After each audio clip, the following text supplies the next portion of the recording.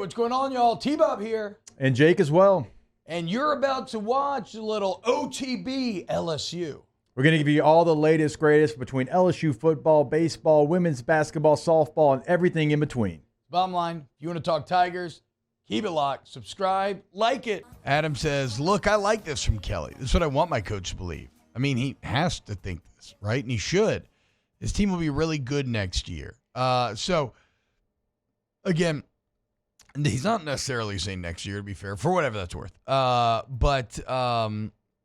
Yeah, of course, you always want your coach to maybe feel this internally. But I do agree with you. If you ask me if I like it or not that he said it publicly, I do like it. I do like kind of meeting that beast head on. And then somebody else, I can't find it, but somebody else responded like, well, he kind of said the same thing about year number 3, right? And look what happened there. But I don't really care, you know? Again, like I would rather the coach feel empowered and confident enough to take those shots than to kind of go half step and pussyfooting around.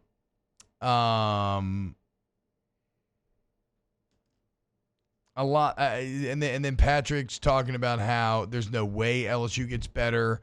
They're going to lose 4 offensive linemen, lose Kyron Lacey, Mason Taylor, Josh Williams, and we're going to get better. I would say this.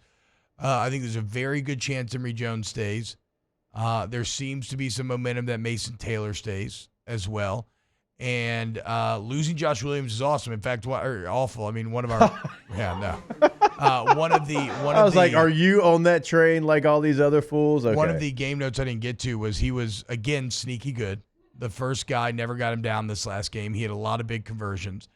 But like, I mean, come on, look at Caden Durham going into year 2. Like he has like superstar potential with more experience. And you're bringing. I mean, look, Josh, guys. You're bringing in the number 1 running back in the country. Yeah, you're bringing the number 1 in the country. Who knows if you go portal route? I mean, maybe Caleb Jackson now finds his way a bit too. Like, I'm more worried about losing Josh from a leadership standpoint than almost anything else. And then like, okay, yeah, you're losing a lineman, but you're gonna get like it's a give and take. It's how it happens, dude. Like I don't know. Actually, the main point is though we're talking all offense. The defense again could be not good but great next season. But these coaches, if you give them dudes, which I believe you will this offseason, which you have some young dudes that are only going to take massive steps forward, this defense could be one of the best. The emergence of Devon Keys, are you kidding me? Him and Weeks, and then you get a couple more Weeks brothers back in the mix as well. You're losing Zai, right? Zai's done? Yeah, Zai Alexander's done, which you're gonna have to make up for that. That's a big boy. One. That's a big one. He's one of the more underrated players in the country. Like that's not just me saying that. Like talking to different scouts. Yeah. And Jim Nagy, executive director of the Senior Bowl, talking with him. Like he is a very early draft grade type guy. I'm not saying like first round or anything, but he is going to be drafted in the first 3 rounds and play for a very long time. Pat says we got crapped on all up front all year long. You're all telling me it's gonna be better with absolutely no supporting data, facts, or feelings. Even no, I mean okay. First off, you didn't get crapped on all year up front. Like that's insane. You're not a good run blocking team. Still don't know why, but you're like the best pass blocking team I've ever seen. So you'll get worse. You will be a worse pass blocking team. This is objectively true. But you'll also have a quarterback that's a year more experienced and can better protect himself with decision making and whatnot. I don't expect you to be an awful pass blocking team. I mean, I look at how these young guys pass block, and it speaks to Brad Davis's ability to develop guys and teach them how to do that. And if you're that bad at run blocking, then you might get better there. So like, I mean, these things are not quite as clear cut as you're trying to make them out to be. And I think there are reasons to feel bullish about next season. And look, nothing's more important than quarterback. Bottom line, nothing's more important than quarterback. And so if you get Garrett Nussmeier back, fresh off what will likely end in a 4,000-yard season after the bowl game, damn near 30 touchdowns, Okay. Like that's something that is going to have a massive that's the biggest impact is just getting the quarterback back. Oh, that's where everything starts. Like I would agree that I actually don't think they'll be good next year if Garrett Nussmeier doesn't return. Like then I could agree that hoping for them to be better next year is probably a step too far. Well, but if Nuss comes back, no. Well, there's a couple of different things that are pointing to him coming back. Rickie Collins enters the transfer portal. That's, a backup quarterback that probably understands what's going to happen next year. Yeah. Right. So he's in the portal. Look, Garrett Nussmeier's dad is an NFL quarterback coach. He's been an offensive coordinator.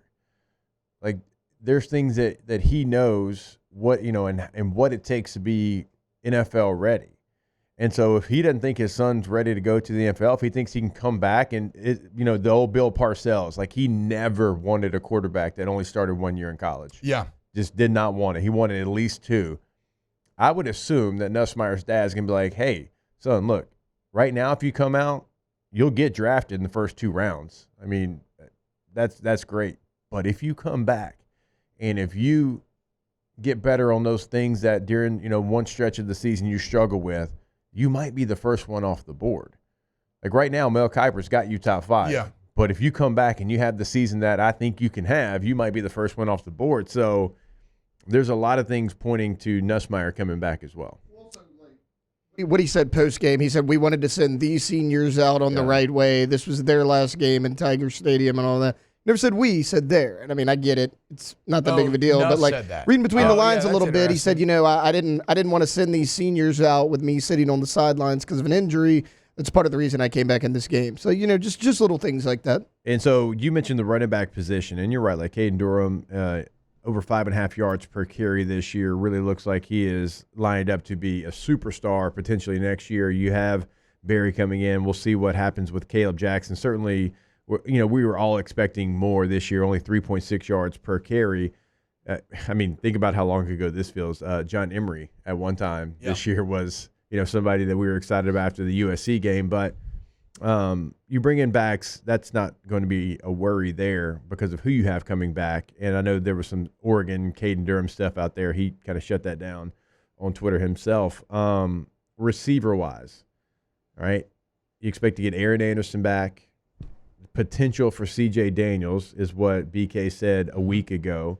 If you can get Mason Taylor back, Xavier Thomas, can you get Chris Hilton Jr. back for another year? How much can you develop Trey'Dez Green in that role?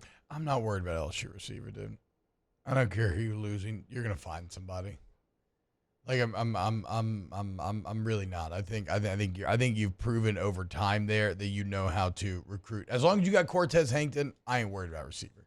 I guess that would be the shortest way to say that. If Hankton left, if that happens, that'll be a pretty big blow to have to overcome. So yeah, even if I agree, you laid out some of the names who it's going to be, but again, I actually feel very, very comfortable in that position group.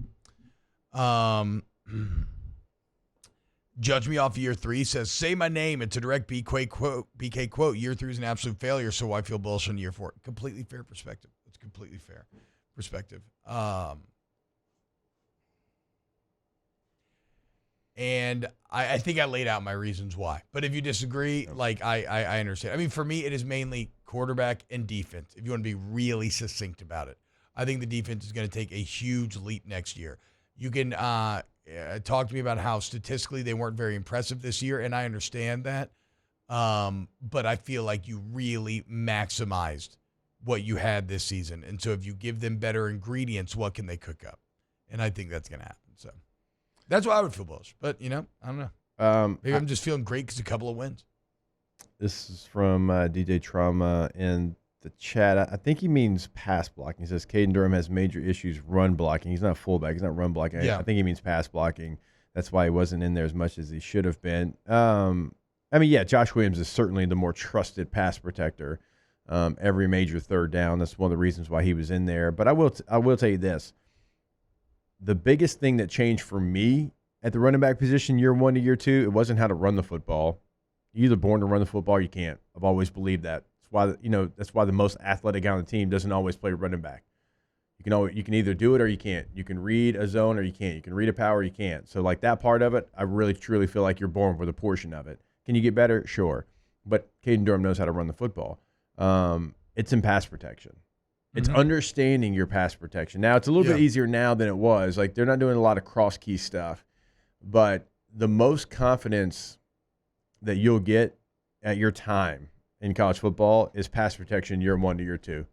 Year 1, you memorize who you have. You kind of know, who you have. You're basically just like play watching to see who's coming.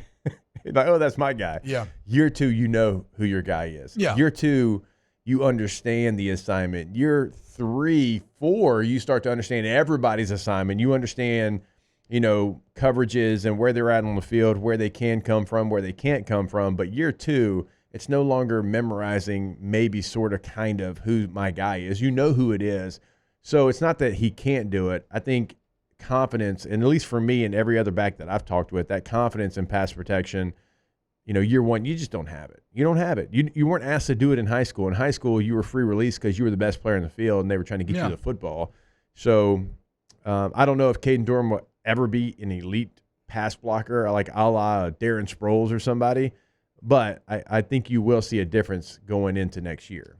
Wow, Jake, what incredible takes. I mean, those guys, they're just the best. I think so. And if you think so, again, hit the like button, subscribe, ring the bell so you get notifications when we post every single day here on OTB LSU.